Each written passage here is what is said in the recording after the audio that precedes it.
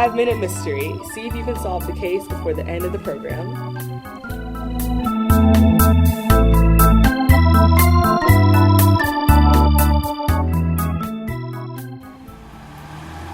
Well, Alice, one more block and you'll behold the Brooks household.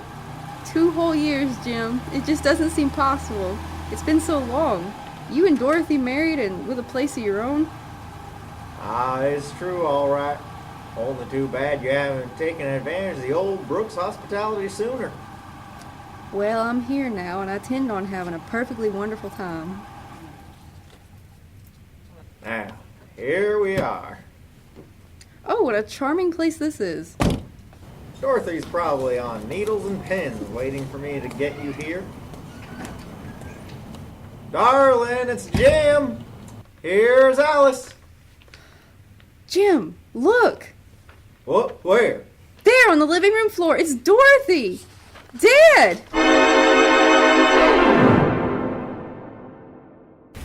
Mr. Brooks, I'm afraid you and Miss Manning will have to submit to some routine questions.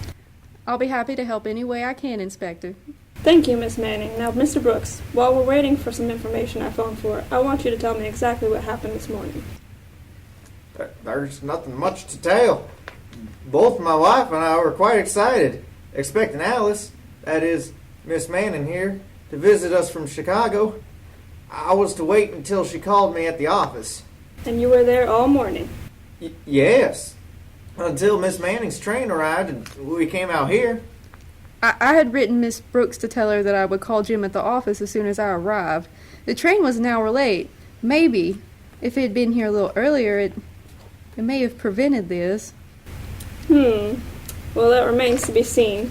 Apparently, Mrs. Brooks was sitting here in this chair putting red polish on her fingernails when she was shot from behind. The polish was spilled all over the carpet, and she was still holding the tiny brush in her hand.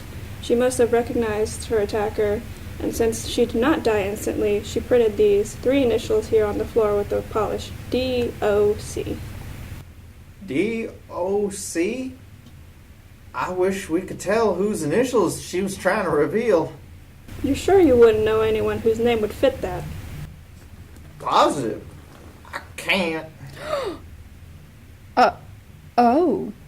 Yes, Miss Manning. Can you think of someone with those initials? Well, D-O-C spells Doc, and it's Mr. Brooks' nickname. What? It can't be. Yes, Mr. Brooks. I haven't been called Doc for over 2 years. It was a nickname I picked up in school. My wife didn't like the name and never used it. No one in New York even knows me by Doc. You gotta believe me, Inspector. It's the truth. Hello? Yes, Grady. Yes. I see. Well, it's sewed up anyway. Thanks. Well, you both will be happy to know our little murder is solved. Oh, then it wasn't Doc after all. No, Miss Manning, it wasn't Doc. I'm arresting you, Miss Manning, for the murder of Dorothy Brooks.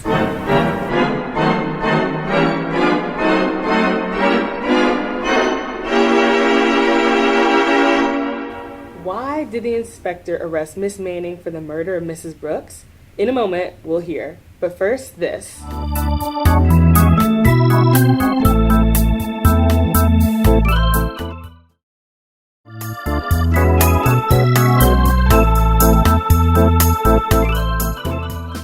And now back to our story. How dare you arrest me? I was still on the train. Your train wasn't late, Miss Manning. That phone call just verified that fact. You came out here, murdered Mrs. Brooks, returned to the station, and called Mr. Brooks to pick you up. That wasn't what really gave you away, though, Miss Manning. Too bad you didn't know Mr. Brooks was no longer called Doc when you printed those letters on the carpet. The next time you leave a name as a clue to throw suspicion, you better get the name right. But of course, there won't be a next time, will there, Miss Manning? Join us again next time for another chance to solve a 5-minute mystery.